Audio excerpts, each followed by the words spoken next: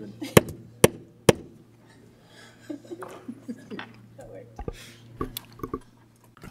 Good afternoon, ladies and gentlemen. Welcome to the Committee of the Whole meeting for October 30th. We have 12 items on our agenda. Before we start, I'd ask everybody to silence your cell phones or turn them on silent. We have, as I said, we have 12 items on our agenda. Item 2 has been pulled by the city manager. Different solution was found, so we'll not be discussing that.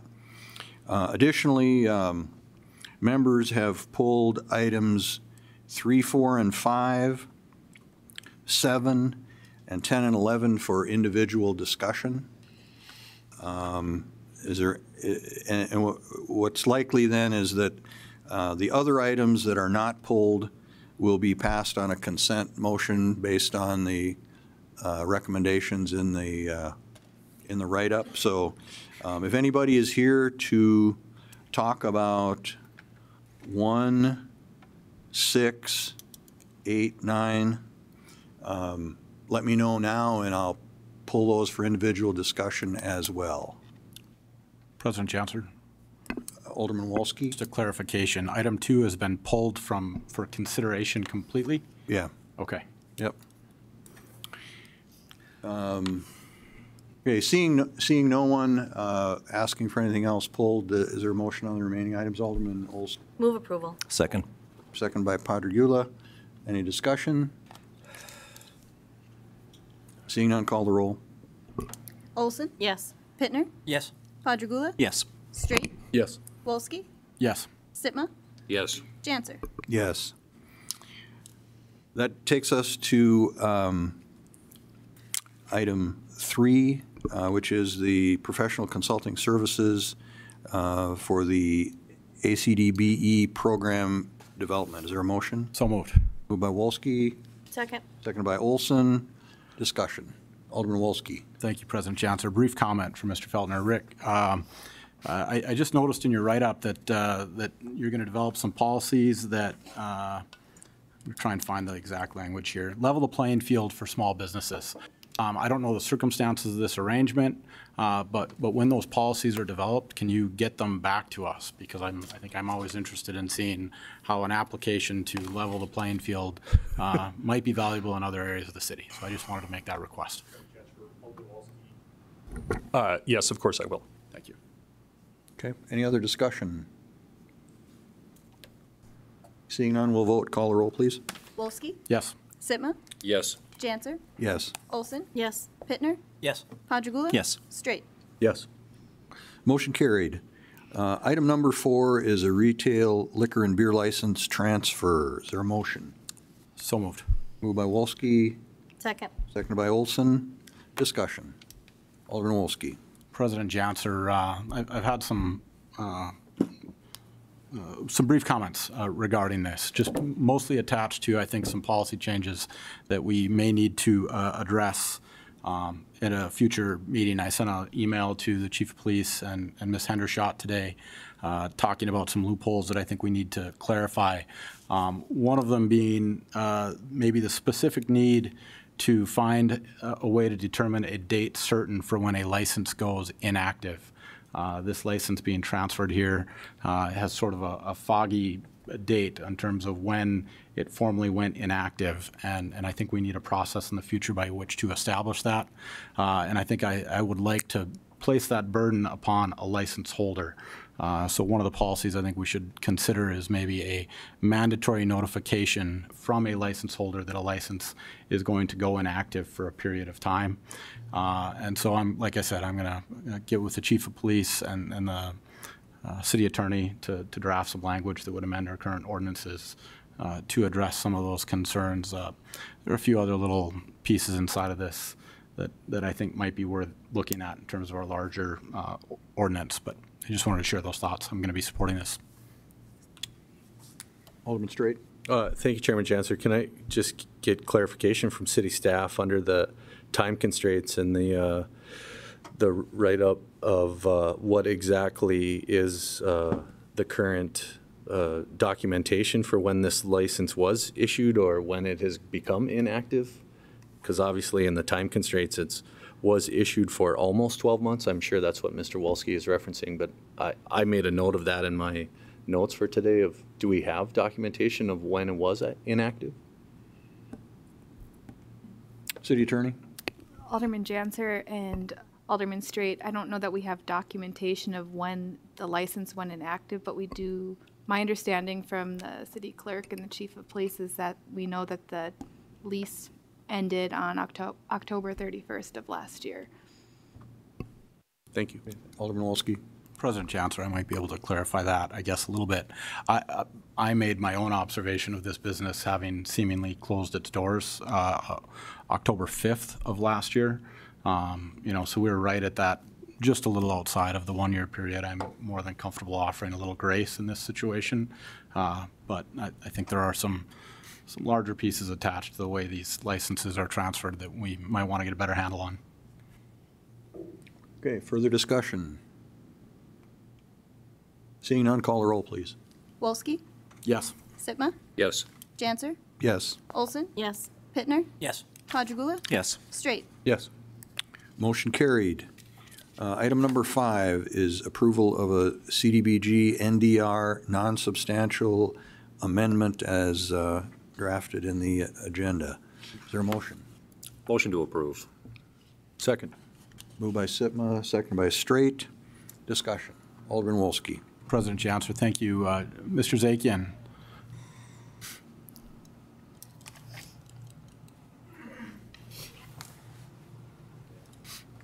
There's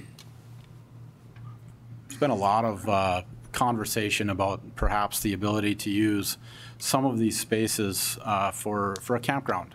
Have we made any progress on that? Is that language specific to anywhere in this amendment? Does it need to be specific to anywhere in this amendment? As I looked through the list, I didn't see it there. I did see a lot of places that could sort of be combined to maybe deliver a campground, but I just wanted to get your thoughts on that before we approve something. Mr. Zakian? President Chancellor, Alderman Wolski. No, there's no language in this technical amendment that would specifically address that. We've kind of looked at that because I know it's been discussed. It probably would trigger a substantial amendment, and what we're trying to, because it's a separate activity, and what we're trying to do now, that's not to say we're not going to need substantial amendments sooner rather than later, but right now we're just trying to move as fast as we can on what we are comfortable are not substantial amendments and are what are called non-substantial amendments and move that piece forward. Okay. Continue. I guess I would just hope that that we haven't lost or we aren't giving up on that potential use, even though it is included as a part of this particular package here. We're not. Okay. Any further questions for Mr. Zakian? Thank you. Thank you. Further discussion on the motion? Seeing none, call the roll, please. Sitma? Yes. Janser? Yes. Olson? Yes. Pittner? Yes. Quadrigula? Yes. Straight? Yes. Wolski? Yes. Motion carried. That takes us to item 7, which is approval of the acquisition policies and procedures to cease use of the appeals committee. Move approval. Moved by Olson. Second. Seconded by Sitma. Discussion. Kowalski. Alderman Wolski. This brief comment, John, I don't think you need to come forward. I just wanted to thank you for actually offering this. I think this appeals process, by the comments I've taken from people, has not resulted in what we wanted it to result in. And so I'm more than happy to eliminate this layer of red tape and improve the circumstances by which we're communicating with folks who are in the buyout process. Okay. Any further comments or discussion? Mayor Sitma. Thank you, President Janser. And just to dovetail a little bit on this as well, we had sat down and discussed kind of the entire process with Alderman Olson and Alderman Pittner, and realizing that a lot of folks were seeking outside counsel for something that was not a legal process in terms of any kind of judicial entity. and realizing that it likely was encouraging people to incur costs that they didn't need to for legal advice on something that was nothing more than appeal before a board to make a recommendation to our HUD advisor, who had the final say anyway. That's at the heart of, I think, the decision behind this, and still having the ability to appeal through Mr. Zakian. So the appeal process is not going away. It's just removing that board to hopefully alleviate people incurring more costs than they need to. Further discussion? All right, seeing none, call the roll. Olson? Yes. Pittner? Yes. Padragula? Yes. Straight? Yes. Wolski? Yes. Sitma? Yes. Janser? Yes. Motion carried. That takes us to item number 10, which is City Council guidance on pursuing the National Main Street accreditation status. Is there a motion related to this time? Move approval. Second. Moved by Olson, seconded by Pittner. And I'm assuming, for clarification, I'm assuming that the motion is that we should attempt to attain this Yes. designation. Is that correct? Okay, thank you. Discussion. Alderman Wolski. President Janser, thank you. This is one of the items I didn't get a chance to closely review. This has been discussed at Renaissance Zone, I would say at least a few times. As I quickly reviewed the list of requirements to receive this accreditation, we got a long ways to go. There's a lot of pieces to this that we are not delivering right now. So I think it's an effective role for this body and board to sort of to suggest that we want to see these things happen. The mechanisms by which they will happen and eventually are realized, I'm not sure of yet, but I think this is a good first step. Alderman Straight. Thank you, Chairman Janser. I guess I just wanted to say thanks to city staff, Mr. Zakian, because there was a group of us, and there is an active group trying to lure some of these statewide conferences that we have been unable to ascertain in the past. And I think this, is feeding into our proactive approach of how we can not just improve our community, but also how we can kind of improve our kind of appearance statewide. And so I commend city staff for bringing this forward. Okay. Further discussion? Seeing none, call the roll, please. Olson? Yes. Pittner? Yes. Padragula? Yes. Straight? Yes. Wolski? Yes. Sitma? Yes. Janser? Yes. Item carried. Takes us to item 11, which is the landfill expansion project. Are we having a presentation on this? Okay. So we will start with Mr. Sorensen from Public Works and his presentation.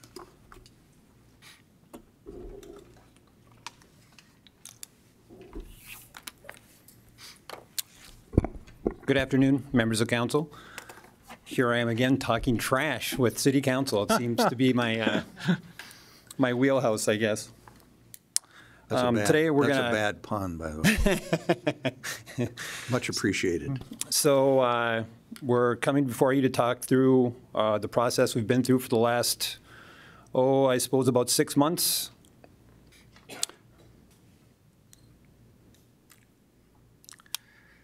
Well, maybe.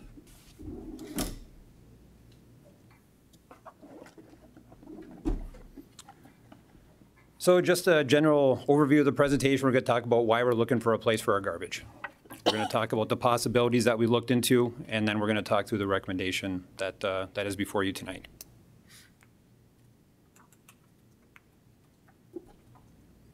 So why does the city need a place for its garbage?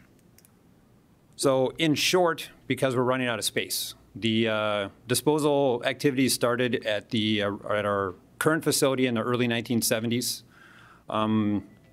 In the early 1990s, we developed our Subtitle D, or the EPA-regulated portion of our landfill. We've been there since '93, and that facility is due to be reach capacity at around 2023, 2025, somewhere in that neighborhood. Significant growth has occurred in the last 20 years in our amount of garbage coming into our facility. Mainly due to in the 90s when the EPA cracked down on landfills, a lot of that regional garbage started coming to us.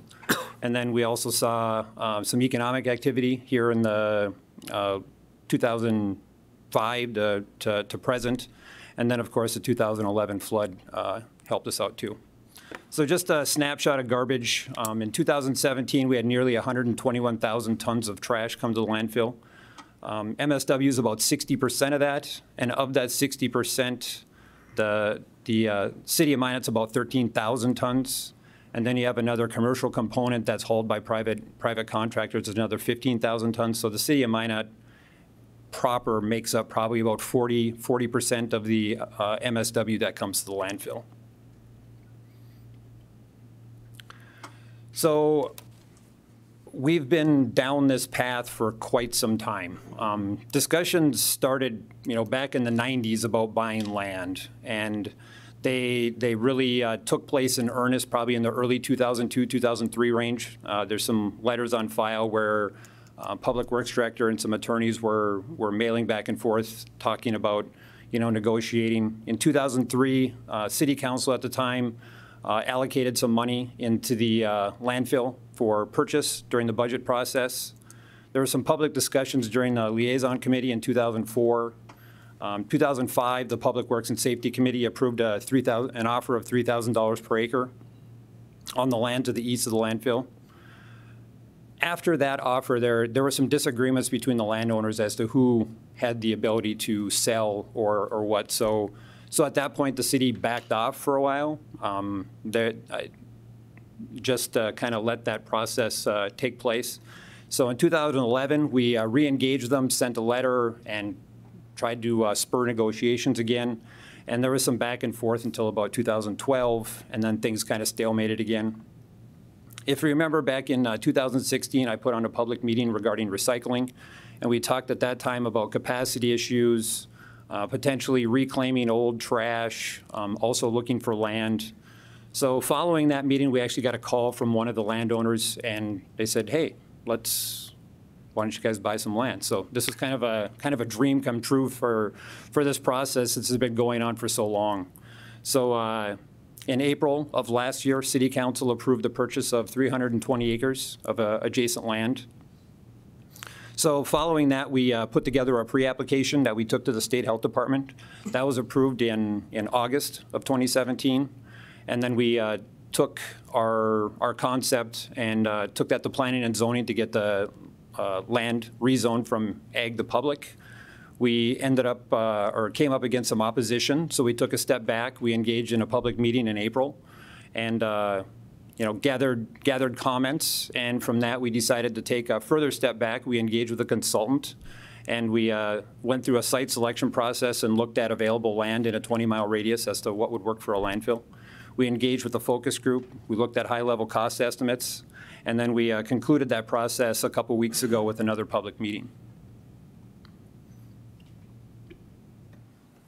So what possibilities did we look into? So the first one was expansion. This is the concept that we originally brought forward the end of last year. This adds about 126 acres of additional MSW space, another 54 acres of additional inert space, and then just some relocated stormwater ponds, relocated yard waste, things of that nature. This is a map of the 20-mile site selection study. So basically, we overlaid data from all the different things that you look at when you're siting a landfill. Environmentally sensitive areas, zoning, soils, utilities, transportation network, land parcel size and availability, hauling logistics. You start overlaying all this and you get basically everything on this map that is colored is either somewhere where you cannot locate a landfill or something that you'll need to mitigate or study a little further in order to locate a landfill. So we identified two hypothetical sites. One is 10 to 15 miles west of Minot, and the other is 15 to 20 miles east of Minot. We did look into collection and long haul a little bit. Early on, we were looking at like Bismarck. That was probably the closest large landfill that could accept the amount of volume that comes from this region. and we were quoted a price of about $40 or $50 a ton just for hauling. And then you'd be paying another $46 a ton for a tipping fee in Bismarck. So those options became much more expensive than the relocation or expansion option. So we kind of discontinued that effort. We didn't look at Clean Harbors. There was recently a letter to the editor. Clean Harbors is not an MSW landfill. It is an industrial waste landfill. Although there is another landfill near that one called McDaniels that is run by Waste Management. They quoted us a tipping fee relatively similar to our current tipping fee, so we're going to have hauling costs on top of that. But Waste Management is a multi-billion-dollar company. So when Jason Sorensen from the city of Minot calls and asks them what their future plans are for their landfill, I had a lot of problems getting to someone to tell me what their future plans are. They're currently up against capacity issues very similar to ours. And we've been hearing through the state health department that they've been talking about just closing that landfill when it's full. So that's a possibility, but like I said, it's just so hard to get to those answers. So in our focus group, we gathered a group of individuals to gather input and ensure that all these considerations were incorporated in our final decision. The focus group was made up of the adjacent area existing around our facility, the city at large, the surrounding area, private waste haulers, Trinity Health, Public Health, Ward County Planning. We held 7 meetings over a 2-month period. Talked about a lot of stuff. We talked about future MSW disposal, input received by the city to date at that point, landfill regulations, design, operations, and then the site selection process and siting concerns, and then the cost comparison. So our recommendation today is based on accumulating all of that information that we've heard to date. So over the past few months, we have received some comments by email. We've kind of searched through social media and pulled some of those out. Here you can see a breakdown. About 89 of the people responding supported expansion, 27 supported relocating. Unfortunately, 128 of the comments were unrelated to the topic at hand, but we had a total of about 244 individual comments that came in either via email or Facebook. Oh, to go back. Interestingly enough, we had about 38 people that recommended we look at a recycling program. So that's something that we're still currently working on. So we'll be coming forward here in the next couple of months with some results of our recycling study.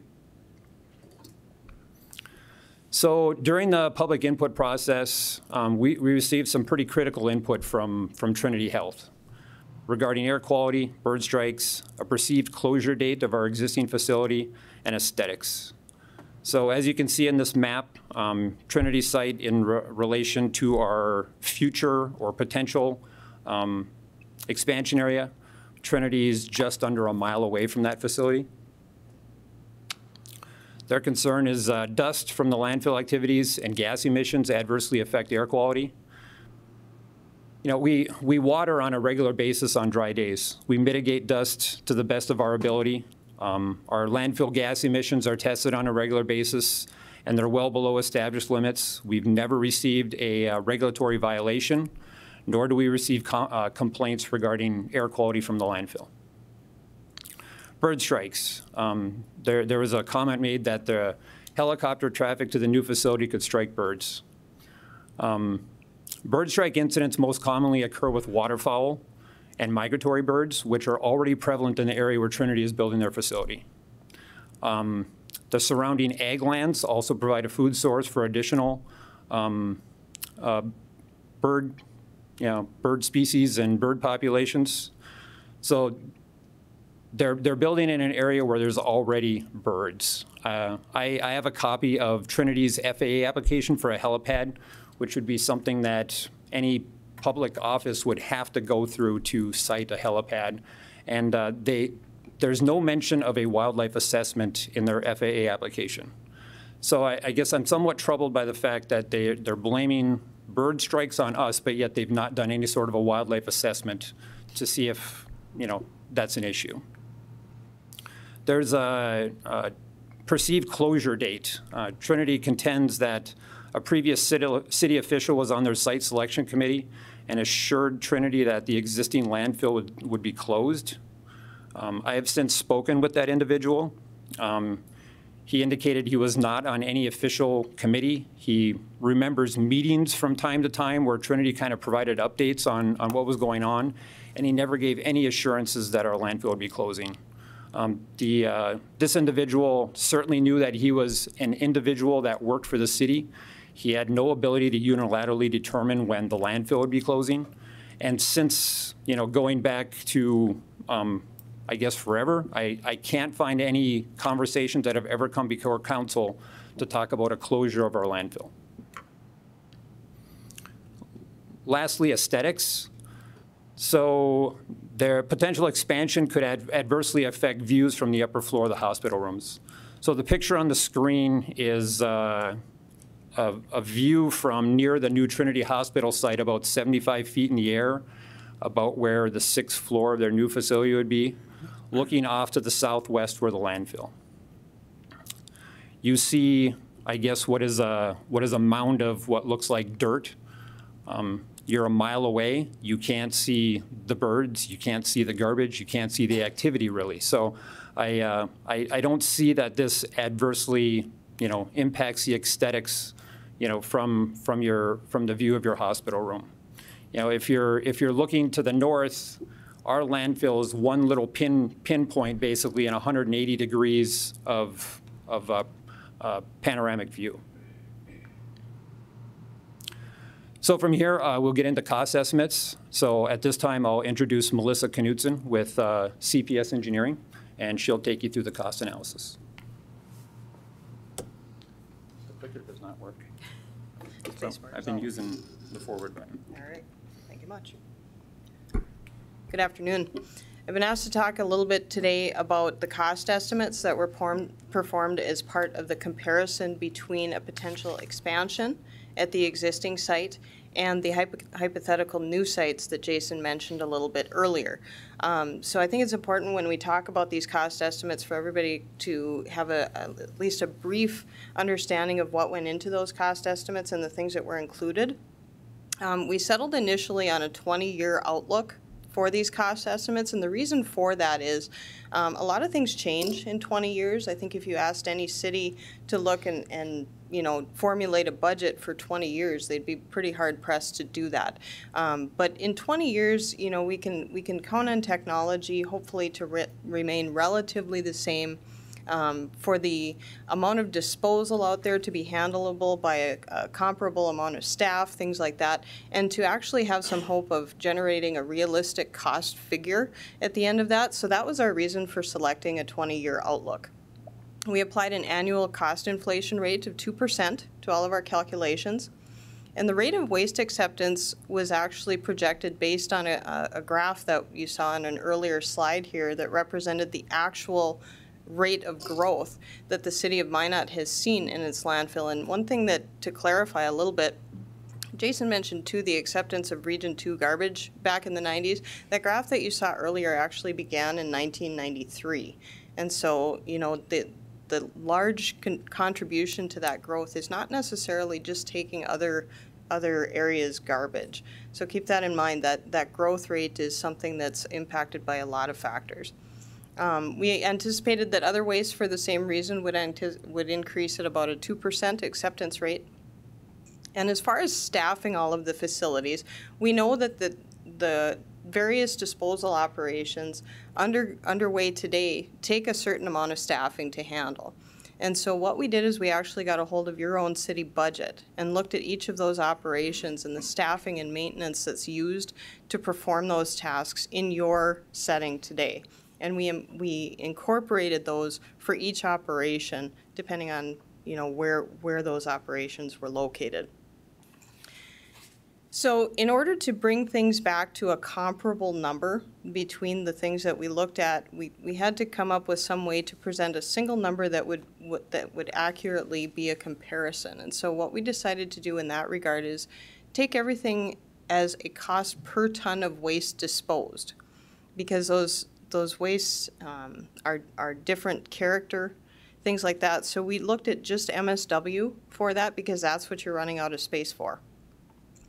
The cost estimates were pretty high level. Again, it's hard to look at a 20-year outlook for these things, but we did try and apply a realistic approach to them. For the new sites, we assumed that the existing MSW site would operate until such time as it is actually full, so we did not assume new site operation on day one. And the other thing that was very important was that non-MSW operations would remain at the current site. Things like inert waste disposal, composting, things like that. The city expressed no desire to have its residents haul those things far away when there was still space for those here. And so that was a critical assumption. We also figured that you wouldn't want your citizens to have to all go that far if they had some small amount of waste to deliver to the landfill themselves. So we figured a drop-off site at the current facility, including some baling and roll-off. And also that you would have to haul your own garbage to this facility. So you currently have 7 collection trucks, and we calculated it would take about another truck and a half to do the job. It's pretty hard to buy a half a truck, so we went for 2 trucks in that regard. And looking at a new site, we wanted to make sure you had room for the future. So we looked for places where there was at least about a section of land available. And the cost estimates, though, were based on developing the amount of area that it would take to fit 20 years of garbage. So in each site, the expansion or the potential new sites, we looked at how much garbage would you collect in that 20-year period and how much of that site would you need to develop to get there. The one thing that we did not include, or that was among the things not included, was impacts to commercial haulers. And that's really difficult to quantify because say you're a commercial hauler that comes from the north. If a new site was farther south, that would be more expensive, and converse for others. And so it was very difficult to incorporate that, and so we did not take into account impacts to commercial haulers. Things that were on the line items, they were obviously quite more detailed than this, but to summarize, we included purchase of the land. We included construction and maintenance and closure of all of the disposal cells that would be required to contain the waste. We included the necessary infrastructure, such as a scale house, water, sewer, power, the things you see on that list here, and also operation and maintenance, as we discussed. And those things, again, were based on today's city budget for the type of operation that was looked at. And so again, it's important how we present these numbers because different forms of these numbers are important to different individuals. And so one thing obviously that's important is the total cost. So for each of these options over the 20-year period, these are the numbers that were estimated. So for the expansion, it was estimated that over 20 years, the present value of that total cost would be $75 million. For the first comparison site, it was about $111 million. And for the second comparison site, about $114 million. And again, that's present value of the 20-year expenditure. And you see next to those numbers, the average annual cost associated with that. Because city residents don't currently pay disposal fees for the waste that's collected at their homes, it was also important for us to look at how these different things would affect the average resident here. And so you can see in this table here, the current charge for monthly collections is $16.22 per household. And that's for the 65-gallon container, which is the most common. In order to go to a new site, we figured, again, due to that truck and a half, 2 trucks that would be necessary to perform the additional haul for the collection, it would cost about another $1.07 per month to do that. And then for the disposal operations itself, so that's the actual MSW disposal operations, we figured the new site, comparison site 1, would cost the average resident approximately $5.97 additional per month, and the second site approximately $6.11 additional per month. So it's important to realize how those numbers relate, and they're for city residents only. Because currently outside users, say somebody comes from elsewhere and brings a load of MSW to the landfill, they pay $40 a ton at the gate. So that's an important clarification there. So for those non-resident facility users, currently the disposal fee is $40, and our calculations came back to $39.03 present value. For the new site, comparison site 1, we estimated approximately $48.48 per ton over that 20 years. And for the second comparison site, approximately $49.65. So when we presented these numbers originally, both in the context of the focus group that Jason talked about earlier and at the public input meeting most recently held, we did receive some critical comment regarding those that we took to heart. You know, a couple of those things especially were related to disposal and to cost projections. And so when we talk about facility disposal capacities, we got a lot of questions about, well, if you went to a new site, what's the capacity of that site? You can't answer that question at this point because the capacity of that site depends on how much land you buy, what's next to it, how much of that particular site is developable for disposal. You might have certain exclusionary areas that you have to stay away from. But in that particular regard, again, we made sure that when we looked at those comparison sites, that for the outlook period, there was enough developable area for that, and the construction activities were applicable to the amount of waste that would be received in that time period. There was also a comment that 20 years wasn't long enough. That was a pretty common comment. And again, you know, we had our reasons, but we thought it was worth looking into because it was a relatively common comment. A lot of people tended to say that. So we did revise those projections to go out another 40 years.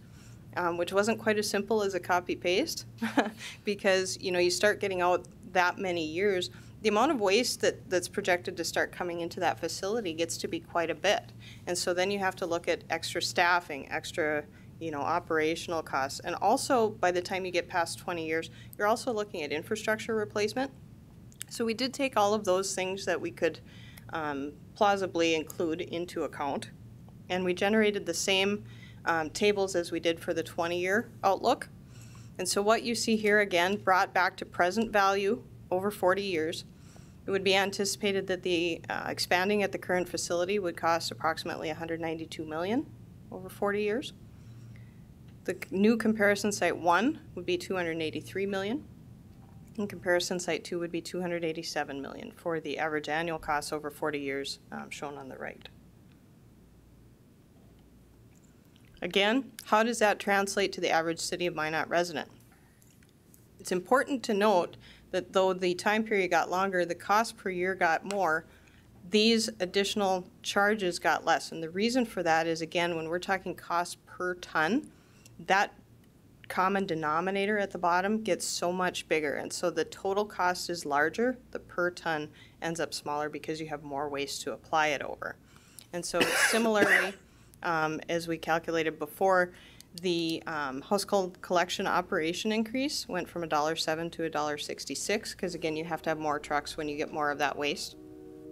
And the additional monthly charge for disposal operations only for the comparison site 1, $3.83, comparison site 2, $3.89 per month on your average monthly bill.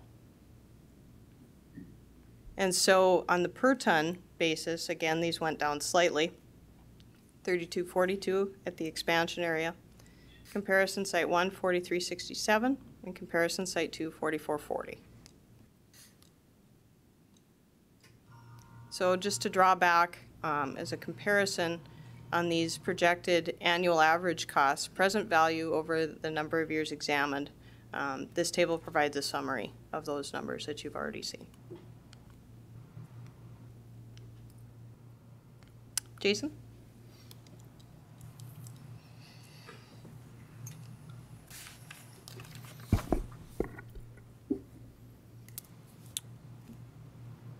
So like I said earlier, our recommendation is based on an accumulation of about 6 months worth of data and study that we've done. And our recommendation is to expand at our existing facility.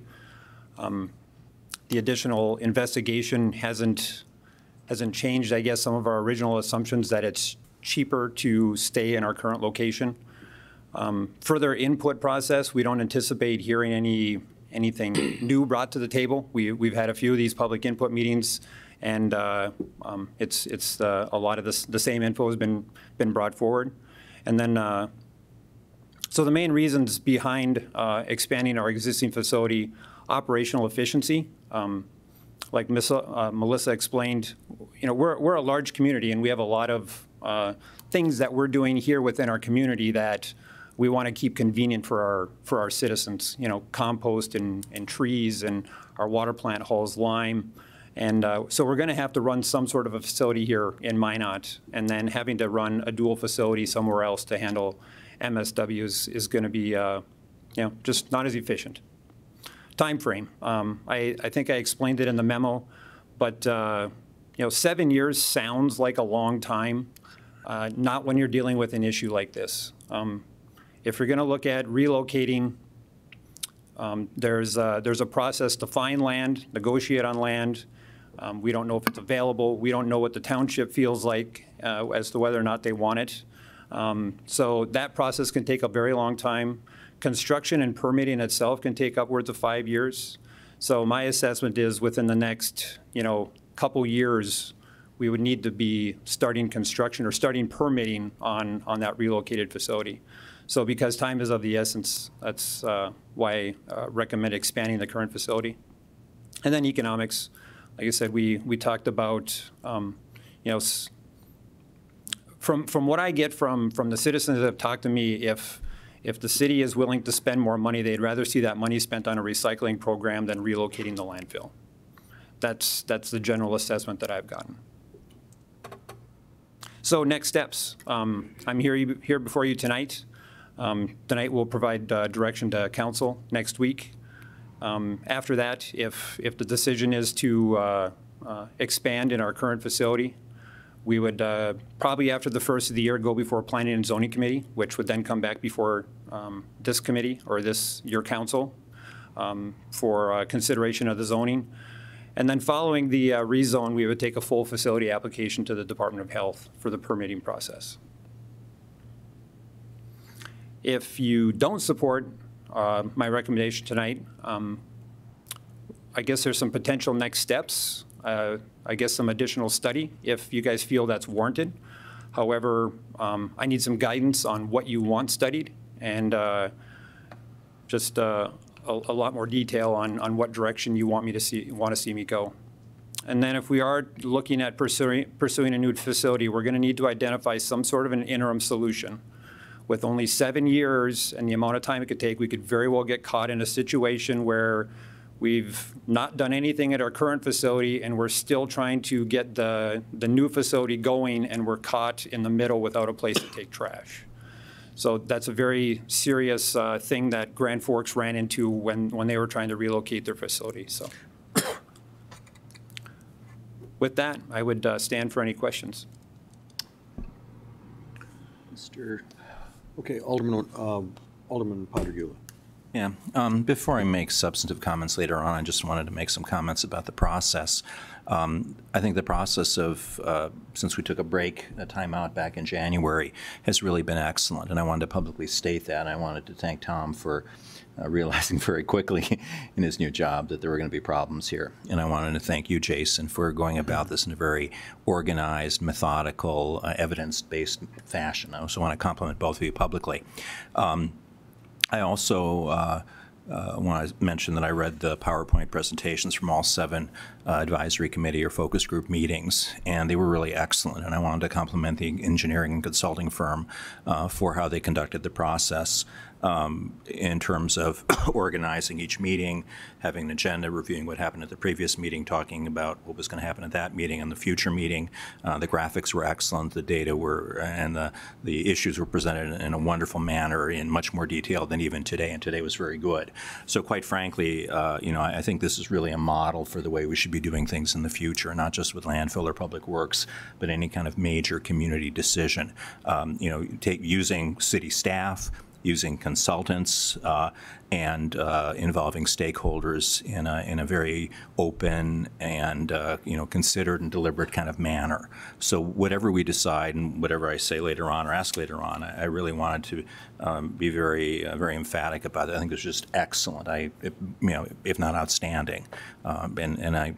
Like I say, I would recommend that we use this as a model for any major decisions into the future. It really, really stood out. Alderman Straight. Thank you, Chairman Janser. Jason, just if you deduce it all down for me and we move ahead with the 2 cells that you're proposing us to expand into, at current rates, what would the shelf life be? We estimate about 50 years. Okay. And it's, in our cost analysis, we use a growth factor of, like 4%. And there's some data to back that up, but when you start looking at the amount of volumes you start seeing after 20 years based on a 4% growth, I don't know that that's sustainable. So I think our cost analysis is pretty conservative. I think 50 years plus is a pretty realistic expectation. Thanks. I'll save all my rest for later. Okay, Alderman Wolski. President Janser, thank you. Jason, I want to get down to maybe some more concrete basis or judgment points here. We've got approximately 7 years left in the current landfill. What is that in terms of total capacity? I mean, what is our assumption based on how much actual tonnage space we have left out there? Because the 7 years can be a bit of a moving target depending on how much we're letting in. And so I guess I can assume. So what are your thoughts on total capacity? So basically our landfill has a design model, and our compactor that runs over that, it knows the amount of airspace that's available in that model. So every day we're uploading data to this company that runs our GPS system for our compactor, and that's basically the number that it spits out based on the current amount of tonnage that comes in on a daily basis. So it's not based on an estimated capacity? No. It's based on the amount of trash that's coming in today. It's real numbers. But that's my question. There are 2 ways to affect the life cycle or the lifetime of the remaining landfill. We can adjust what's coming in and what's going. So that's our throttle. That's our meter. And so my question is, do we have a total volume estimate in terms of what's left? Because it's all based on what's coming in today, which we can change. Right. I don't have that number available today. Okay. I can certainly get it. Okay. So if I to continue, President Janser, the 50-year assumption on that life is based on that same information. Well, yeah, it's the 5 to 7 year capacity of our current facility is based on real data. The 50-year assumption is based on the growth factor that we use in the cost analysis. Okay. But again, not a capacity or a volume space. It's a, okay. Right. Okay. Alderman Pittner. I guess my question for the 2 prospective sites that we used, those are 2 sites. Why those 2 sites? Are there sites that could possibly theoretically be closer to Minet, 8 miles, 6 miles, further away? Obviously, we talked about hauling to Bismarck, obviously a little bit further than that. So are there other prospective areas that might be closer? President Janser, Alderman Pittner, so when you go through the site selection process, we end up with a large table, and you start identifying places where landfills could go, and then you start categorizing those based on input that we get from, say, the county planner. She gave us some ideas of, well, if you identify land in this township, you probably don't want to count on that ever getting rezoned for a landfill. Or, so once you start parsing through that information, these are the 2 of the facilities that kind of rose to the top as prime candidates. Obviously, there are more, but there could be, it could be that you find a section of land, but there's 6 different landowners that you're going to have to buy land from to get that. There's just a lot more difficulty once you go down the list a little further. Okay. Alderman Wolski. Thanks, President Janser. Probably more a question for Melissa in terms of do we have a sense of, in these overall estimate costs for things like the scale house, and the physical or the significant capital investments required to get these things going, what they are as a part of the total costs. I'm asking because I'm curious about the possibility of expanding in place, but maybe for a shorter term than the large expansion, but potentially keeping the existing infrastructure in place, so using the existing scale house, not having to replace those particular pieces. Did we give it any consideration to that idea, or do we have a sense of what those costs may be in this equation? President Johnson, members of the committee, we do have an idea of that. I apologize, I don't have the actual numbers with me this evening, but we did incorporate that. And the existing scale house would actually be used to serve the other disposal operations that would remain here if the other sites were operational, such as the inert waste, tree clippings, compost, things like that, that come in. But we also did account for that in a long-term fashion when those would have to be replaced, both at the existing facility and at potential new facilities. And the other thing, too, that's important there is that I can tell you, not with specific numbers this evening, again, I don't have those with, I apologize, but one of the things that's been asked is what is the single largest contributing factor, and that's actually staffing and maintenance. It's not the capital purchase. That's the larger ongoing cost. Yes, yes, correct. Okay. Thank you. Alderman Pittner? I guess I'll kind of get into some thoughts, I guess, on the presentation. And again, I'll echo what Alderman Padrigula said. I think all the information that was presented was top-notch. I think it was an example of how we should make decisions going forward. I do think, you know, and looking at some of the comments, and we were obviously privy to see a lot of those comments, emails that came in to what people were thinking in the community, to making these decisions, and a lot of what I saw repeated was in reference to values, dollar amounts, what we saw the numbers tonight, the utility bills going up. I think there's other decisions, you know, or even we saw the land was bought, just go with it, go ahead, do it. Well, those are sunk costs. When we're making this decision, I think we as elected officials have to understand that's a cost that we cannot factor. We backed off of that. We can't factor that into the decision that we're making tonight because we were asked to step back and kind of gather more information. Again, but if we do want to factor that into our decision, we also have to factor in previous investments into that southwest area of Minot. We have invested a lot of infrastructure, money into infrastructure in that southwest part of Minot. We know since the boom. I remember being maybe a little younger than some, driving around with my dad and him telling me Minot State used to be the edge of town. You know, and about the same time, you know, and it was all pasture land behind that. And now look at it. I remember him telling me that there used to be nothing on the edge beyond the bypass where Dakota Square was. That was outside of town. So when you look at when the landfill was established in the Superfund site, and maybe someone can correct me, I know there's no like exact day, but the Superfund site was behind the Mesa was set up in approximately the 1950s, somewhere in there. And then in the 1970s when it was, and that was out of town, mind you, at that time. And then in the 1970s when it was moved out of town, beyond the bypass.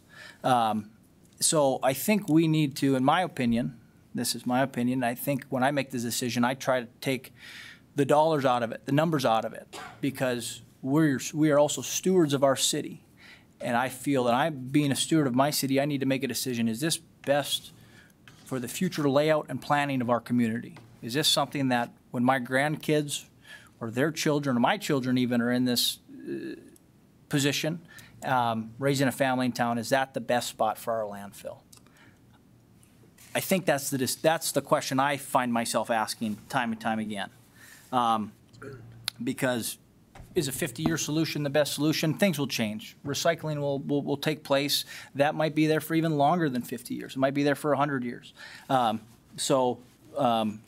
But again, when we look at a site outside of Minot, that site will have life, would you would imagine, be even longer due to some of those efficiencies that we find, whether it be in recycling or energy, waste energy practices. So again, I find myself time and time again asking myself the same question: is this maybe a good decision today, but is it a good decision 20 years from now, 40 years from now? That's what we need to be thinking, because those are the ramifications of this decision we make. And I personally can't support expanding the landfill site. I would like to see us go and, if even on some level, looking at alternatives for a site, because I see the area of Minot, and even in my industry and my professionalism, I see that will not be a selling point for that aspect of Minot, the way we've seen it expand, because it's not going to take 20 years for that to not be outside of town anymore. It's going to get here quicker than we think. Okay. Mayor Sitma. President Janser, are we ready for a motion? Mayor, you are able to make a motion whenever you All right, decide thank you'd you, like sir. to make one. I would like to make the motion to direct staff to file an application to the Planning Commission to expand the landfill at its current location with a review of the tipping fees and whether an increase is warranted, so that we can ensure that we are not the cheapest tipping fee site on this side of the Red River Valley. Second. Seconded by Olson. Discussion of the motion. Mayor Sitma. Thank you, President Janser. I will keep my comments short. I do want to commend staff for the amount of work, as well as the consulting company for the extensive work that has been done on this project. I've followed this since the early 2000s, as I've mentioned several times before, and looking at the aspects of the difficulties or the impossibilities of even trying to find a secondary site to expand to. That has been gone over extensively for more than a decade. I do want to back up my decision as to expanding the landfill at its current site on a number of issued numbers. The cost of expanding, or the cost of moving it, could certainly negatively affect our bonding issue for flood control and many other projects in the near and long term. This does stay in line with the infill growth model rather than the urban sprawl. We have talked extensively about the different models on the costs of infill versus urban sprawl, and we have seen actually the detrimental impact of the cost of sprawl to the citizens since the boom. And this does also keep in mind the lower cost for residents for the short term and the long term, with the idea that we work towards recycling and that we work towards not waiting until a decade prior to the landfill, but continuing to look for alternative solutions than just the traditional landfill. Through this process, many ideas were opened up as far as a statewide project that could possibly come forward in the future. That was conceptualized at a couple of different meetings, and bringing all of the trash compacted from the state into a centralized location. Not to say that that is the answer, but I think answers throughout all of the different municipalities around the state need to be looked at, because this isn't an issue that is just isolated to Minot. So I will support expanding at its current site based on all of the fact findings from staff and from my own issues that I just laid out before us. Alderman Straight. Thank you, Chairman Janser. I guess reading the comments from many of the residents, having attended the public meeting, I can appreciate Mayor Sitma's points. I find myself more in line, I think, with Alderman Pittner, just from the standpoint of, I think my 2+ years experience now on City Council, we haven't done a great job of planning. We haven't put a prominent importance. We haven't placed enough importance on that. I commend city staff, how we kind of took a step back, Mr. Barry, how we reviewed this. I think that was the way to go, and I think now I'd like to see more of a hybrid. I'm concerned on two fronts. One with a desire for some to go out and petition, throw that on the ballot. I think that can have terrible ramifications for all. And I think it would be better for us to maybe step back for a short period of time. Mr. Barry, Mr. Mayor, I see no reason why we shouldn't at least try to engage Clean Harbors and see if there is an avenue for us to look to acquire land. If we are being looked at as kind of the regional hub, I think that we should do everything in our power to be that. And this, I think, is one of those examples, as the statement that was made at the landfill meeting by Mr. Hovda. If Trinity is going to invest the amount of money they are in a regional hospital, clearly Trinity knew that we had an existing landfill. You know, we can go back and forth all we want on who said what, who knew what. We had an existing landfill. That we're not going to debate.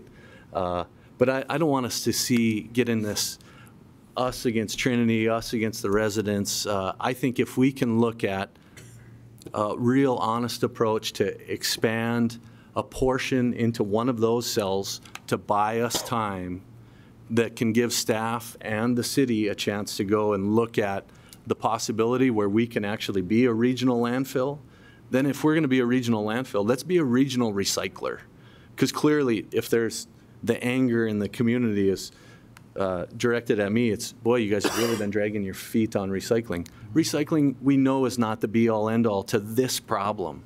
But I think if we're going to have the menu of options and continue to gain the respect of the kind of the residents, I think that we need to look at clean harbors. I think we need to re-engage the residents and say, if we can move in one direction with one cell for a period of time that gives us an opportunity to identify if there's other land, what we might be able to add.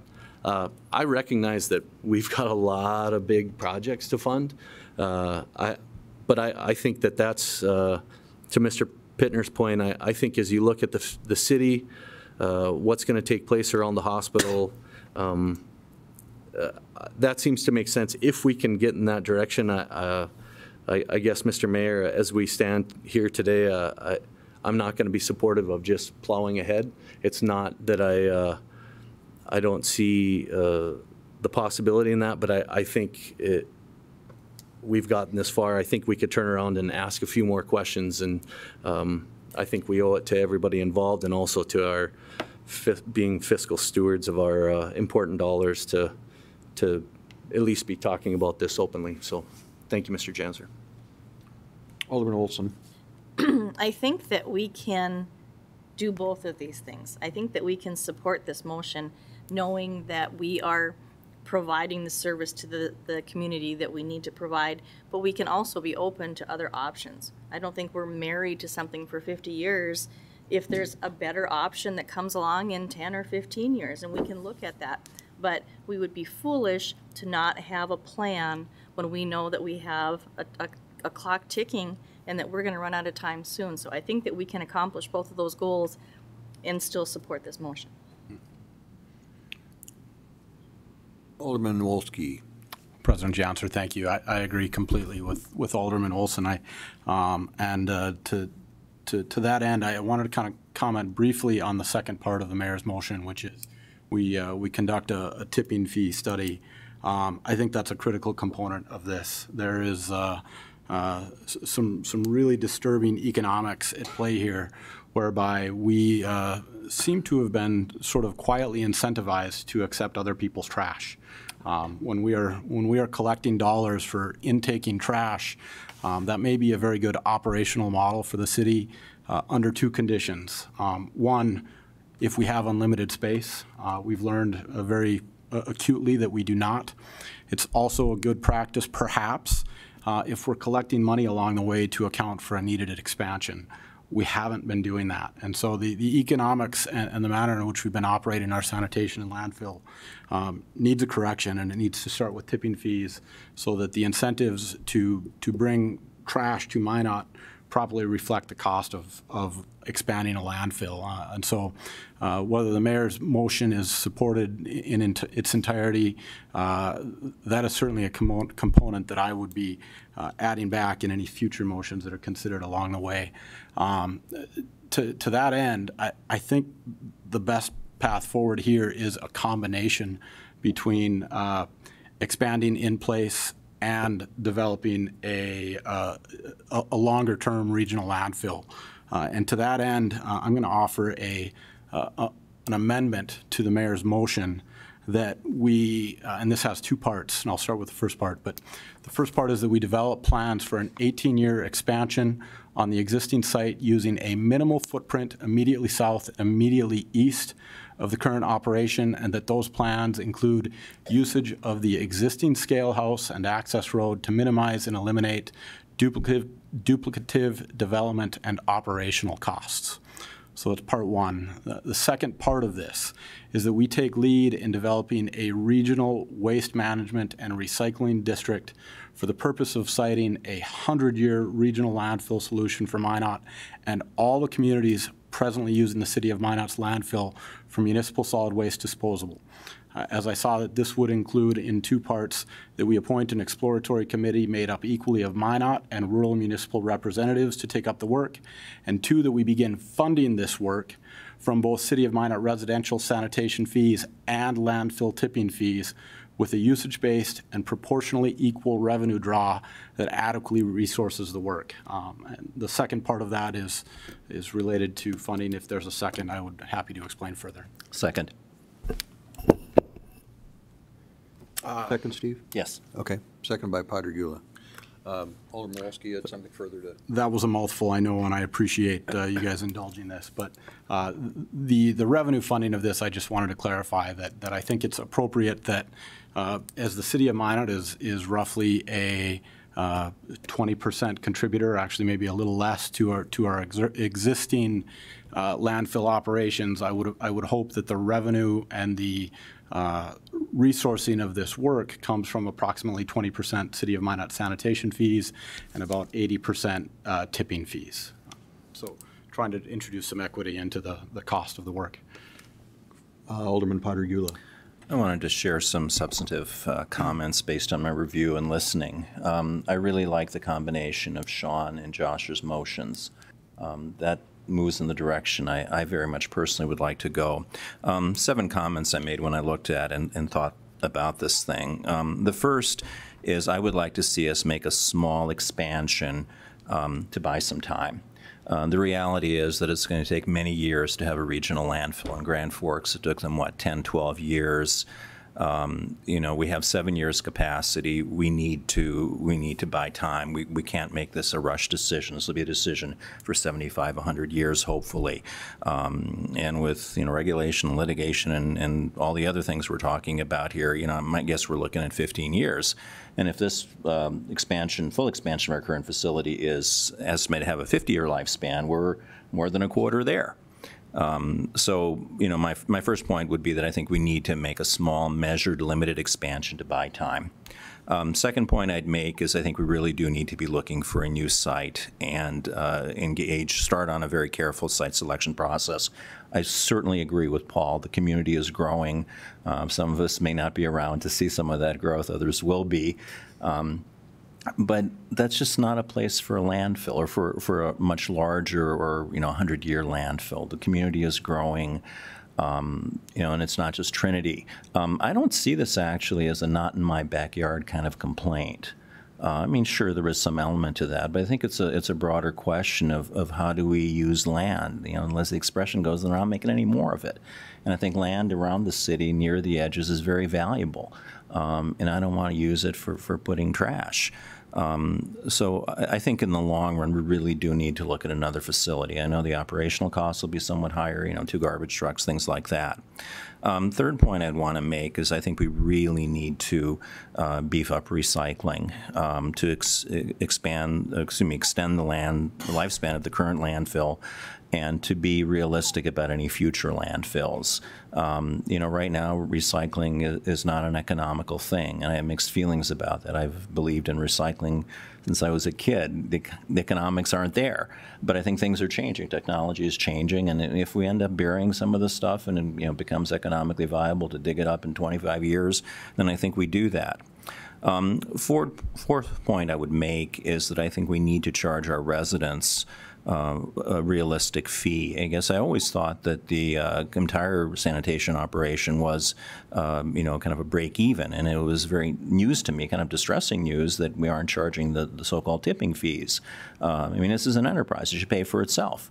And if we benefit other municipalities, if we benefit private enterprise, by golly, they should pay a fee, and they should probably pay a little bit more than our citizens. So, I think we need to be looking at a better fee schedule, not just for outside haulers, but also for our citizens. And if we gradually build it in and expand it and fund the process of looking for a new landfill, I think that'd be a good idea. Fifth comment I'd make, and this goes directly to what the mayor has said, we need to increase fees for outside haulers. The idea of subsidizing outside entities, private for-profit entities on the backs of the citizens, I think is a very bad idea, and I think we've kind of fallen into that, and I think that process needs to be curbed. The landfill, the sanitation exists primarily for the benefit of the citizens of Minot. Sixth point I'd make is that I think we really need to help outside municipalities and private haulers, undertake a comprehensive recycling process. The fact that we only contribute, 30% of or 20% of the MSW in municipal solid waste is really telling. We're operating as a regional landfill without any support really from the other parties, and without doing what everybody has to do to try to reduce the stream, the input coming in. And comment number 7 is, I think, we've heard that this is a regional landfill. That's an issue of convenience. That's an issue of habit. We've fallen into that. If we provide regional services, and I think we should, perhaps there's a better location, the Sawyer facility, the McDaniel facility, or maybe our facility that we would build. But I think we really need to start looking at regionalizing these services. If we are going to accept waste from the northwestern part of the state, then I think we need to set up entities, maybe some sort of a regional authority. People have talked in the past about regional airport authorities and things like that. We need to look at it as a regional issue. Minot is the center of the Northwest. It's the hub of the Northwest area, and I have no problems with us being the recycling and the waste disposal hub of it. But I think we really need to look at it as a regional solution. With EPA and other regulations getting tighter, it's going to be harder for communities and private haulers to deal with their waste. And it's a regional problem, and it should be a regional solution. It shouldn't just be on our backs and the backs of our ratepayers and citizens. So at this point, my intention is to support the amendment and to support the motion that the mayor introduced. Clearly, as I want to say stopgap, because it's more than a stopgap. It's to buy us some time to get the thinking going. It may take some legislative sessions to, if we decide to go in the regional route in terms of an authority to set that up. We can't be waiting. So what I'm seeing this as, and why I will support it, is as a first step toward a regional solution, looking at recycling and other components, but meanwhile buying us the time to make a good decision and minimizing the footprint as much as possible, and intending the expansion to be a short-term kind of thing, probably on the order of 10 to 15 years until we can get something else operational. So I will support both the amended motion and the motion that was made. Alderman Pittner. Just a clarification on the expansion of 10 to 15 years, is that 10 to 15 years from today or 10 to 15 Today. years from the expected life? So are we talking 7 years if we're expected to close up in 7 years, have 7 years of space, 2025? Are we talking 2035? Yep. Alderman Wolski, do you want to clarify your motion? President Janser, yes. The motion was a 18-year, and the fairly arbitrary date in mind that I had was 2036. And so that was the reason the 18-year was put in place. I'm happy to clarify the motion in any terms, but it was 18 years from present day. Okay, thank you. Any further President. discussion? Mayor Sitma. Some questions before I can support this amendment. Why 18 years? President Janser, again, a fairly arbitrary number, but I felt like that was a realistic reciting goal. My expectation is that at minimum that process is going to take 10 years, more likely 15 years, and 18 years gives us a little bit of a cushion. So in the interim, it seemed appropriate to develop an expansion on site that provided a reasonable amount of cushion in the overall operation. I thought 3 years was appropriate. Additionally, I think those numbers, as I was kind of pointing out in my questions to Jason earlier, are somewhat contingent on the amount we're intaking. You know, if we're able to have a significant impact on what's coming in related to recycling or related to potentially incentivizing hauling to other regional landfills, obviously those numbers change a little bit. So they're pretty hard to pin down under any circumstances. So I think what I more had in mind was the 2036 and about 18 years to fully recite. Mr. Mayor. Thank you, Mr. President. And then with the Regional Landfill Authority and the extent of the rest of the amendment, is there a cost associated with that? Do we have any kind of idea what we're sending to the recommendation for taxpayers locally specifically? I do not have any idea what it's going to cost. My assumption is that it's going to cost something, and that we need a revenue source for the work. That's why I suggested pulling it from our our current revenue sources. City Manager. Thank you, Mr. President. I have appreciated and enjoyed the dialogue. I don't know if everyone is as confused as I am about what exactly we're doing here, but I would say I'm concerned about a number of things in regard to the amendment. I think we would want to spend more time studying the amendment. I have no idea what the cost implications are, as was just been brought up. I have no idea about the legal implementations.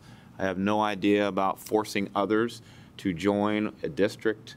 I mean, we have no idea what we can possibly accomplish, and to force a decision on that now, I think, is premature. If you want to debate that, I would encourage that we do that at a future time where we, the staff, can give you a whole lot more information and make you more informed and be in a better educated position to make a decision on that. I do want to point out also that 18 years, while better than 15 or 10, we will, with this amendment, we will be asking the staff to, at the same time, expand one facility and identify another and pursue that facility's opening as well. I want to remind this council that in 2003 you made the decision to expand the existing landfill.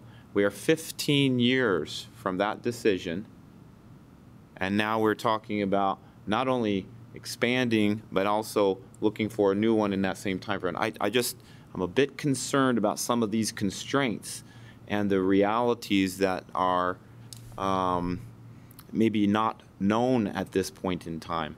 So while I'm not trying to delay anything, I'm not trying to thwart any kind of efforts on this front, I'm very concerned about what has just been asked of the staff here without any opportunity for us to analyze the implications of this particular motion. Mr. President. Mr. Mayor. Thank you. Thank you, City Manager Barry. And that was essentially what I was leading into with the Regional Landfill Authority. There's no way I can support the amendment with that caveat. The 18 years is another issue that kind of puts us behind the 8 ball. I'll get into the Regional Landfill Authority first. It's a huge cavern that we have no idea cost, legal implications, or otherwise. Absolutely, it's something we could discuss, but to have an off-the-cuff discussion here, pass it with less than a week to decide that at City Council, I think is just a little bit too tight and not enough time to fully understand what it is that we're asking of everyone on that. It's certainly something that could enter in the discussion at any time moving forward. I have no doubt in my mind with that. The 18 years, I couldn't agree more with City Manager Barry, but the one thing that it also does is it puts us behind the 8 ball in negotiating if we do find, let's say, an alternative site here down the road in 8 years. And that one landowner knows exactly our time frame for negotiation and exactly what kind of position that put us in last time when we had only one parcel of land to buy. And that puts us into a very much higher bracket when it comes to negotiating price. So I think all well-intentioned on the amendment, and I think there's portions of it that we can certainly accomplish down the road. I just can't support it as it is with too many unknowns and too many pieces that limit us down the road for what we might be able to accomplish. Alderman Straight. Thank you, Chairman Janser. I guess to piggyback on some of the mayor's comments, I'm not going to lie, it concerns me a little bit in my education process here that the city of Minot is the regional landfill. We're not a regional, the regional landfill should be located out of the city of Minot if we're going to do that. We're serving a capacity that we nowhere had been planning for. We haven't really been flushing it out. I can appreciate City Manager Barry's frustration, but I don't think I can move forward today just saying, yeah, let's continue on with the process of expanding the existing landfill, and the residents, yeah, we're going to work it out over time and we'll figure out some solutions. That to me as well is troubling. And for that reason, I agree. I think we're all, this is a tough issue. I think this is going to continue to be a tough issue. I was comfortable coming in today with the idea that we should table it and flesh out some of these details. But I think proceeding today with the information we have, the one glaring obvious that came out of the public meeting was if we, the city, are producing such a small amount of MSW in our existing landfill, I heard enough frustration there from residents that at some point they're going to come back and say, maybe this is a locals first landfill before we are going to become the regional landfill and help regional businesses grow. That we accepted that without having a plan. Right. So that is as troubling as anything, and I don't want to get to that point. I think we need to sit back down. I commend Jason and getting Melissa involved and clearly flushing out where we're at, but I think we have to have a bigger plan moving forward because I'm not comfortable with what we're being directed to vote on today. Mr. President, one last comment, and then I'll be quiet. Mr. Mayor. We did accept quite a bit of money from the State Health Department as well to buy some land, and that was part of the process of being a regional landfill, so that it is not entirely on the backs of the taxpayers of Minot for that proposed expansion. So there certainly has been a regional aspect from the State Health Department to help accomplish what it is in terms of being a regional landfill and expanding it. Jason. Yeah. Very good dialogue, very interesting. Just wanted to offer a couple of comments based on a couple of things that I've heard. So, just anecdotally, we've called around the state. I know there's some, consternation that we don't charge our residents a tipping fee at the landfill. That is not unique to Minot. From what I can tell, every major city in North Dakota at least subsidizes to a portion or completely, just like we do. The regional landfill concept. So this all started in about 1993 when the EPA stepped in and started their Subtitle D regulations. The regulations were so strict and so expensive that all these small communities could not continue to operate a landfill. So it happened by default, and basically the ones standing with landfills were the major communities: Grand Forks, Fargo, Minot, Bismarck, Dickinson, Williston. Those are the ones that ponied up the money and continued to do landfilling. The total tonnage, I've heard people say, we're only contributing 20% of the total amount of garbage that's going there. That's not completely true. 20%, that 20% number, that's our residential MSW. You have another commercial component to that comes from within the city of Minot. That's probably another 15,000 tons. And then if you look at the 121,000 ton total, we're probably about 65% of that. Nearly 100% of trees, compost, tires, appliances, lime sludge all comes from the city of Minot. So just to give you some additional perspective. One last thing, with regard to the 18 years, and part of that amendment was that you want to continue to use the existing facilities. Anecdotally, from my experience, I had made earlier that we don't get many complaints regarding the landfill. If I get any complaints regarding the landfill, it's regarding 20th Avenue. Part of our expansion plan was to move the scales and the scale house down to 37th Avenue or County Road 14. You know, I guess the way the amendment's written, you're going to shoestring this neighborhood with another potentially 20 years of truck traffic running through their neighborhood. Just some thoughts I wanted to offer you guys. Alderman Pittner? Just real quick, Jason, since you're standing there, can you back up the slideshow to basically the alternative if the council didn't support? Because I think it'd be helpful for some clarification if we did want to go a different route for more information, just what our options would be or what more information we would be looking for to gather. I just, for myself at least, thought that would be helpful. Thank you. Which slide was it you wanted? Basically right here, Okay. Just to understand what information, obviously would be our position to see what additional information we would want if we wanted to go a different direction. Okay, we have an amendment. I'm sorry. Alderman Wolski. President Janser, I simply wanted to perhaps allay concerns on the second part of this in terms of and the language I offered is we take lead on developing a regional waste management and recycling district. Ultimately, I view this as a regional problem right now, and I do believe we need to begin the work of taking up a regional solution. The two specific points inside of that second part were that we appoint an exploratory committee and we begin funding the work. My initial expectation is as we get together and start looking at what's going on here, we're going to get a better sense of the issues that may be for us, but we can't get a sense of those things unless we start taking up this work. And so we've got a bit of a chicken and an egg problem as I see it. And so I think with that part of the motion, I simply want us to get to work on delivering a regional solution. Alderman Potter-Gula. Yeah, I wanted to respond to a couple of points that were made. First of all, in terms of Jason's comment about complaints, I've gone through those neighborhoods nearby there, door by door, house by house, and people may not be complaining to you, but if you listen to them, yeah, the odor is an issue. The truck traffic on 20th, you're right, is I think the key problem there.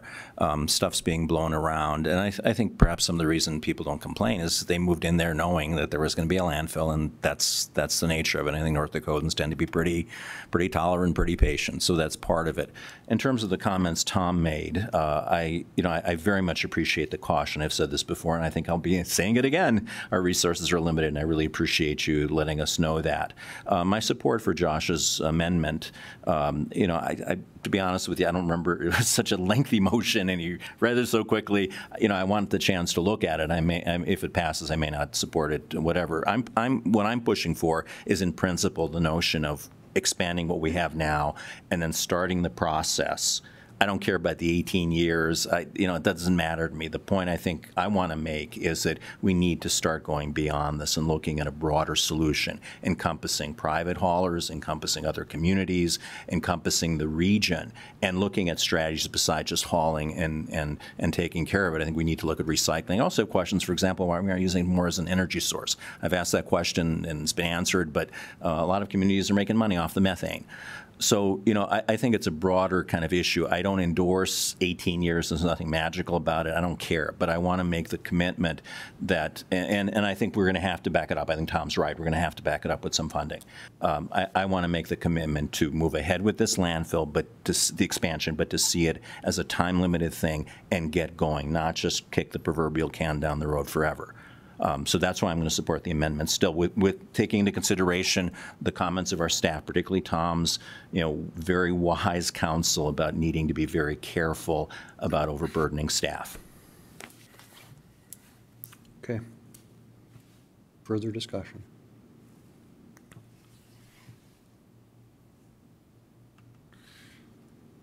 Okay, we're voting on the amendment to the mayor's original motion. This is a vote on the amendment. City Manager, you have a comment? Yes, thank you, Mr. President. I think it would just be helpful if we could request Alderman Wolski read that amendment once more, please, before the vote. Absolutely.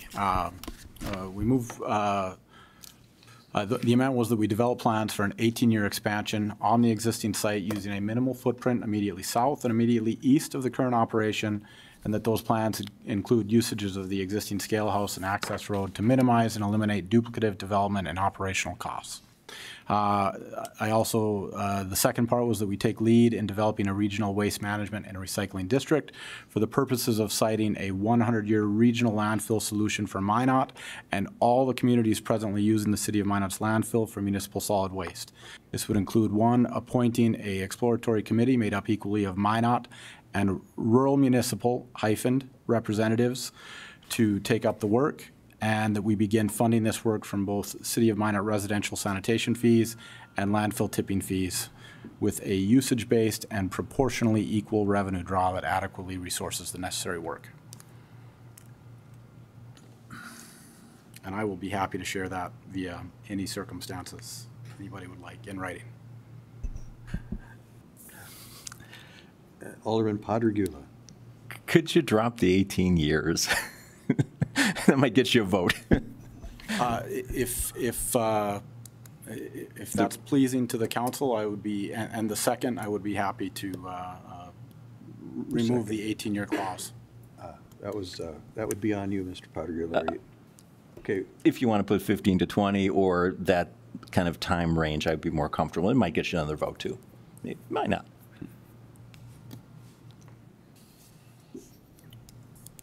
Alderman Wolski, are you altering your motion? I'm altering it to remove the 18-year. So we are expanding on site, trying to use a minimal footprint.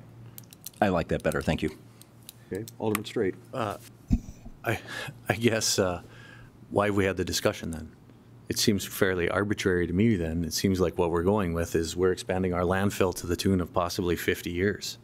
If we don't affix a date, well, I think we have to have a time frame. I think at some point, yes, I recognize Mr. Barry's point that we don't want to hamstring city staff, but I think if we don't have a fixed discussion about a time frame, I'm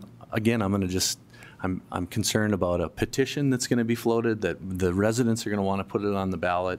And at the end of the day, sure, if they want to do that, that's all well and good and fine. But I think that we should try to find a agreeable solution to a problem. And if we don't have, if 18 years is you're not comfortable with, I think that I'd be curious to know what is a time frame that you're willing to accept.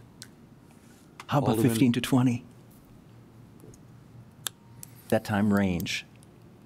I don't like putting a date certain, but I like the idea of a commitment. And to me, 15 to 20 is more reasonable. That time frame. You can offer that as an amendment? Yeah, I'll offer his amendment. To his amendment. Can we do that? An amendment to the... We have to vote on the... We can vote on an amendment to the amendment. Okay. Okay, so Alderman Padregula, are you offering to amend the amendment? Okay, and it is the 15 to 20 year range is what you're inserting? So it could be quicker than 18. Okay, is there a second to that? Second. Seconded by Alderman Straight. Okay, discussion of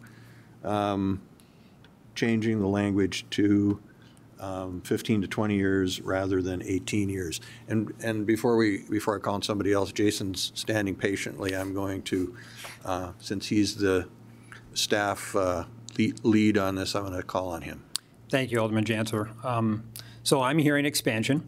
That's fine. I can certainly work toward expansion. So I have about an 18-month process ahead of me to get an expansion permitted. Mm-hmm. So I guess I'm wondering, is it permitting is not a cheap process. We have to do a lot of soil boring and hydrogeologic investigation. There's a lot of things that go with that. So I guess I would like to permit the entire concept, knowing that at some point some of that permitted land may not be used for a landfill. That would be my preference if it's okay with all of you. Yes. Okay, so, The motion is silent on it, so okay. So the amendment is on the time length. Any further discussion on the length of time?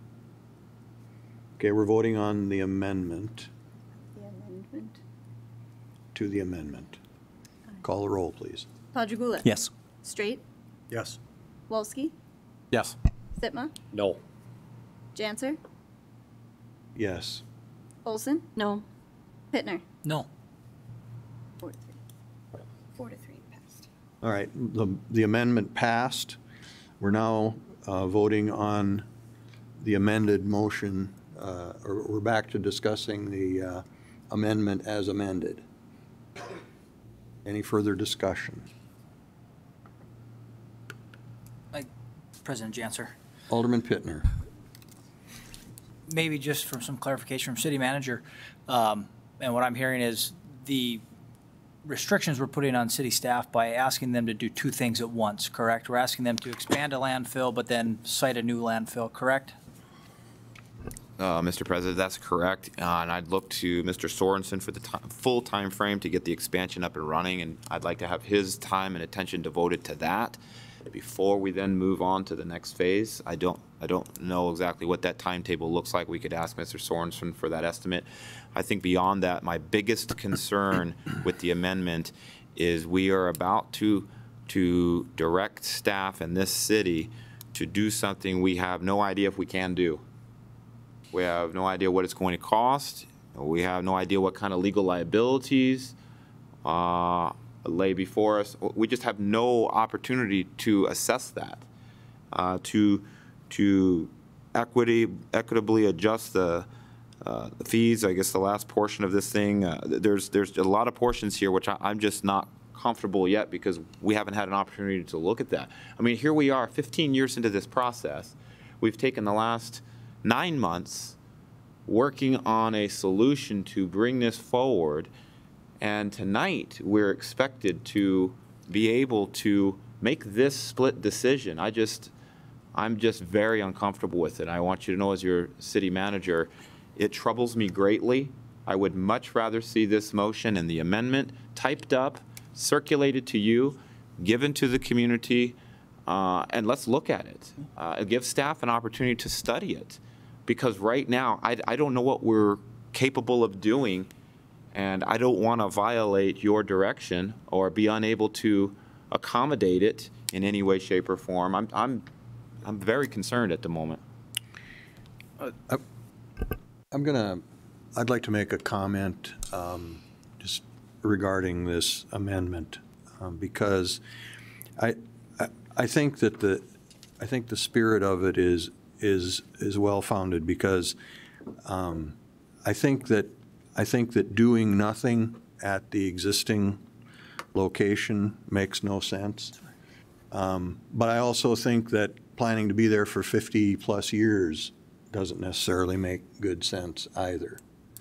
And so the problem is that I believe that the amendment is flawed in that it contains too many things that are unknowns at this point. And so for that reason, I'm not able to support this particular amendment. But I think we ought to look to the direction that Alderman Padragula has outlined in trying to both expand and yet look to the future and try to make some changes so that as the city grows out in that direction, that we can be prepared to change that operation going forward. And maybe the answer to that is a regional facility of some kind that can be worked up with the other communities and the other people in the area that have an interest in it. But we don't know that today. And so that's the problem that I have with approving this amendment tonight. Alderman Wolski? Again, The intent of the motion is not to lock us into a particular path that we can't escape from. The intent of the motion is to express a desire from this council to begin the work that is required to solving this problem on a regional level. I do not think we can continue to operate our landfill at our expense and cost and detriment to our citizens in that area at the expense of the entire region. And I don't believe there is a mechanism for this to happen. I don't believe it exists under North Dakota Century Code. I think it probably would have to be taken up and created. It might be a several-year process in order to actually deliver this. We don't know any of these things until we begin the work. And I want us to begin the work. And so that was the manner in which I crafted this motion, and I will continue to support it. Alderman Potter-Buehler. I wanted to piggyback on what Josh was saying. It was his motion, his language, very detailed language. I wish we had a chance to study it. But I think what Josh just said in terms of the spirit of it is what I very strongly support. And if somebody wants to water it down, that's fine with me. And I want to respond particularly to what Thomas said, because I value his judgment so much and I appreciate his warning. My intention is that we give Jason the authority to move ahead and do the work for the whole facility and to take it sequentially. Once the city gets into that process, once the application is put together and submitted, we'll have some time. So my way of looking at it, and I want to be very clear about this because I trust Tom so much and appreciate his input, and I feel obligated to respond. I think we move sequentially. And we've also put a lot of work into it. So I don't want us to start from the beginning again. A lot of the work that's been done we can build on very quickly. So my thought is we get the work going for this temporary limited scope expansion, number one. As we're doing that, we can start laying the foundation for some of the work looking at a regionalized solution. I'm not necessarily endorsing a regional authority. I think Josh is right. There may be nothing in the law at this point. I'm looking at a regional solution. Whatever the specific legal or governmental structure is, doesn't make any difference to me. We don't know that, and it'll take us time to find out. But I strongly agree with Josh. We have to move in a toward a regional solution, and that also includes the broadening of how we see a landfill. So it perhaps is a source of energy, certainly is a place to put recyclables for a while and deal with that end of it. So that's what I support. I support the spirit. The language is pretty much irrelevant to me. I support the spirit of what we're trying to do here, what Josh is trying to do. One final comment here, President Janser, too. I don't think there's anything in this motion either that prevents us from continuing to look at things like the 20th Avenue, or the 37th Avenue access. My intent with this particular motion was to make sure that we are completely analyzing the costs associated with relocating and duplicating both capital costs and operational costs. And right now, I'm not convinced that we have taken a close look and evaluated those. So as we do evaluate expanding on site, I think there are two components of that can be looked at, because I do not believe that we have a detailed cost analysis associated with these things yet. Maybe we have more detail than I'm aware of that we haven't seen. I'll be looking forward to seeing that. But I think that the spirit of all of this has been greatly discussed, that we want to solve our immediate problem, but we also want to begin working towards a regional solution. Okay.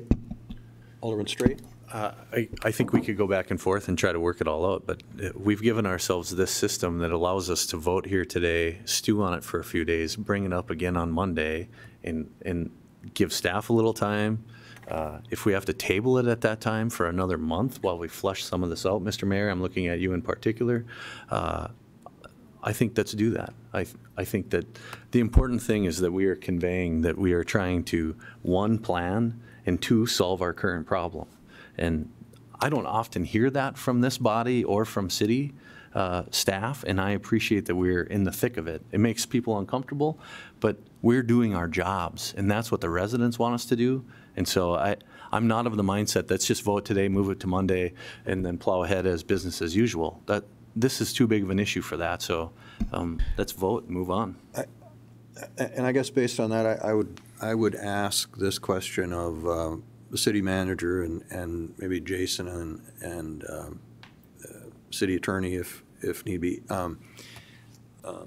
You know, if we vote on this tonight, we've only got until Monday until we're right back at it with probably not a whole lot more information and so forth. I mean, in your estimation, would it make more sense to table this now for 30 days and bring it back to committee of the whole next month with some of these things fleshed out and with the information in front of us? I guess I'm just looking for an opinion there. Thank you, Mr. President. I think the staff would appreciate tabling it tonight and giving us 30 days to come back. However, Alderman Straight makes a good point. You do have a meeting next week where the council could consider this. We could see what could get accomplished between now and next Monday night. I don't know until we start looking into it, but you would have the opportunity to table it at that point in time, as Alderman Straight says. So I suppose either could accomplish the task, and provided the council was willing to table it at the council meeting, if you were to move it forward from this, I think that could achieve the same end outcome. Okay, thank you for Alderman Pittner. Thank you, President Janser. And I appreciate the comments from City Manager Barry. I think that might be the best option to give us as much information as we can.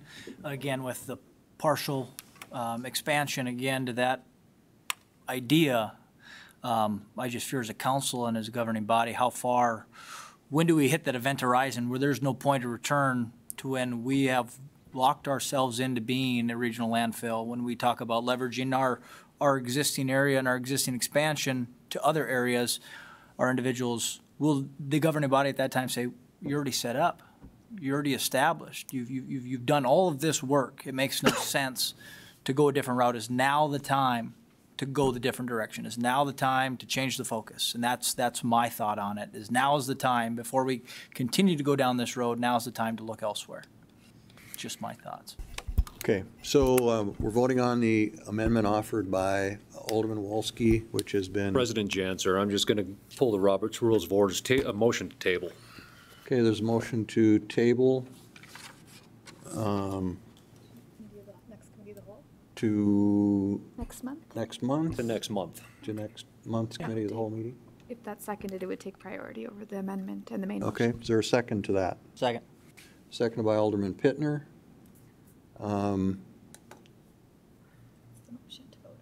Okay. There's a motion to table. It's been seconded. Call the roll.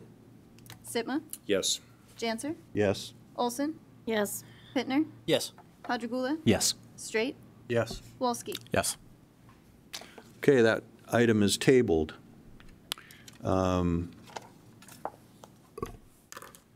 That brings us to item number 12. And ladies and gentlemen, we have saved the best for last in today's meeting because we are going to hear from our city assessor, Mr. Turnus. President Janser, I know some of you have to get to another engagement tonight. Is this something we're looking at 15 minutes, or did you want me to postpone, which we certainly could do? Okay, what are the wishes of the council?